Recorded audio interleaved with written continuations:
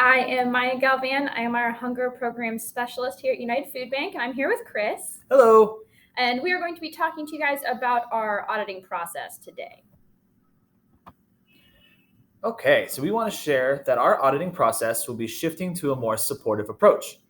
For transparency, your agency will be assigned to a month for your audit. Based on your location and your availability, your agency will fall within either the February, June, or August months. Don't worry though, you will be notified 1 month before your audit will occur. This scheduled audit process will leave more time in the year for United Food Bank to provide support for our agencies and for things like capacity building or trainings. So there are going to be 3 different types of visits that you might see us doing. First one is going to be the most common. We might stop by during your distribution hours. It's pretty self-explanatory. We won't be getting in your way too much or anything. We don't want to distract from what you're doing, but we might pull you aside and ask some questions. Second type is going to be during your business hours, your normal operating hours. This is going to be for a lot of the schools and programs that don't have the same type of distinct distribution times as some of our other agencies. But these will be scheduled ahead of time just to make sure the primary contact is available and on site. And then the last one's going to be during your delivery time. So this is also quite self-explanatory. We might ride along with the truck driver bringing your food by, or you might come separately. This will mainly be for those of you that distribute food during the weekends, since United Food Bank is not open on those days. And we'll just make sure that when you're receiving the food from our drivers, that is also under compliance. So, why are you being audited annually? Well, our overall purpose for conducting audits is to support our partners. We want to support you all with compliance requirements for food programs. This includes providing you with all the materials and resources needed to be a successful and healthy organization for your community. The purpose is to also have a recurring schedule that works best for you. This way, you do not have to worry why we are coming by, you will already know. Our visits allow us to understand where you are in your current distribution model and provide us scheduled one-on-one trainings to help empower you to keep growing.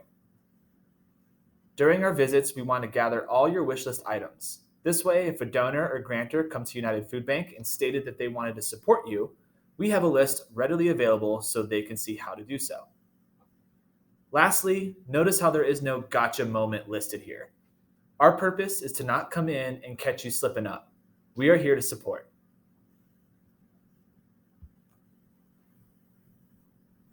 When it comes to compliance, we encourage creating a new approach to this idea. Compliance should be easy and fall into a passive system that is working for you. United Food Bank is here to help create that system so that all of your compliance items are completed with ease. As a reminder, being in compliance also includes checking IDs for all TFAP and CSFP clients. So step 1 for preparing for your audits is just to make sure that you are updating United Food Bank, letting us know anytime that your location for your distribution or your hours of operation are changing. This is required as per your agency partner contract. And then for TFAP agencies, you also are required to notify the public of any changes. I recommend that everyone does so, but this just allows us to make sure that anyone who is in need of food can figure that out at any point in time where they need to go, and we can help them get there. When you have any updates to information like this, you can reach out to myself, Chris, or Taylor, and we'll make a note of that.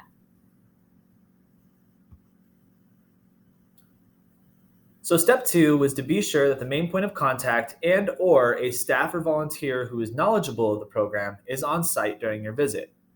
Like we said earlier, you will be informed of when your audit will occur, so please be sure that someone is there. If a United Food Bank staff member shows up to your site and you are closed or not available during your specified hours of operations, you will be automatically marked as out of compliance. Step 3 is going to be just making sure that you have all paperwork available and easily accessible upon request. We ask for this because if DES chooses to audit your agency, then they're going to ask for the same things or similar things. So we want to make sure that you're ready for that. For all of these documents that I'm about to talk about, you should have them from the last 5 years on file and available. And this can be either in paper form or it can be in a digital format if you're more comfortable with that. Again, as long as it is accessible by everyone by who's going to be there during the audit.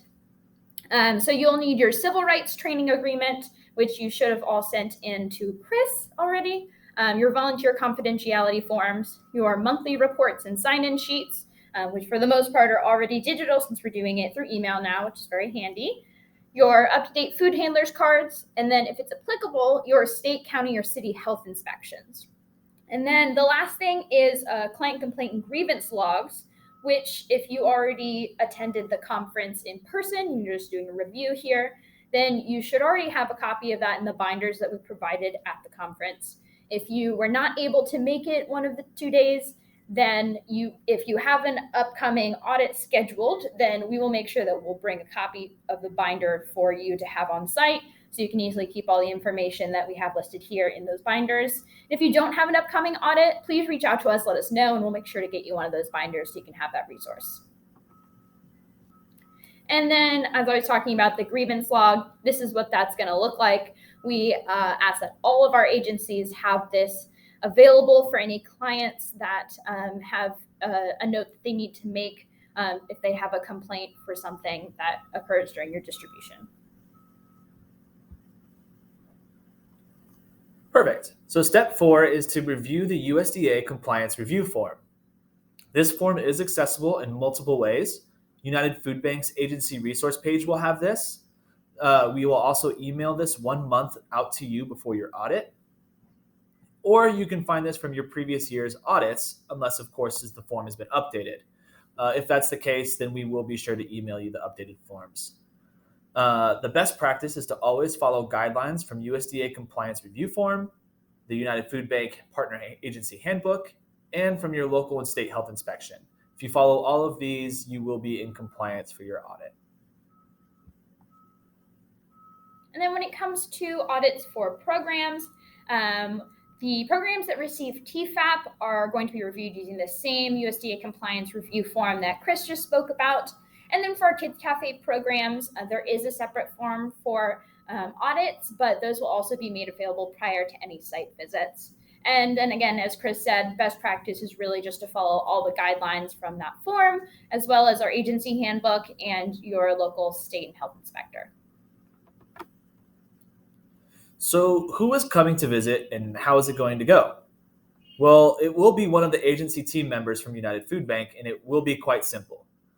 You will know it is us because we will be wearing either a United Food Bank polo or a United Food Bank t-shirt, as well as our United Food Bank name tags. When we show up, we will be fully transparent about our audit process and will keep our disruptions to a minimum.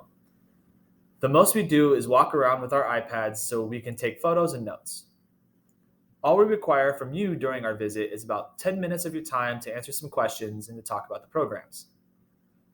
Lastly, your United Food Bank auditor will always be prepared with appropriate signage needed for all food programs.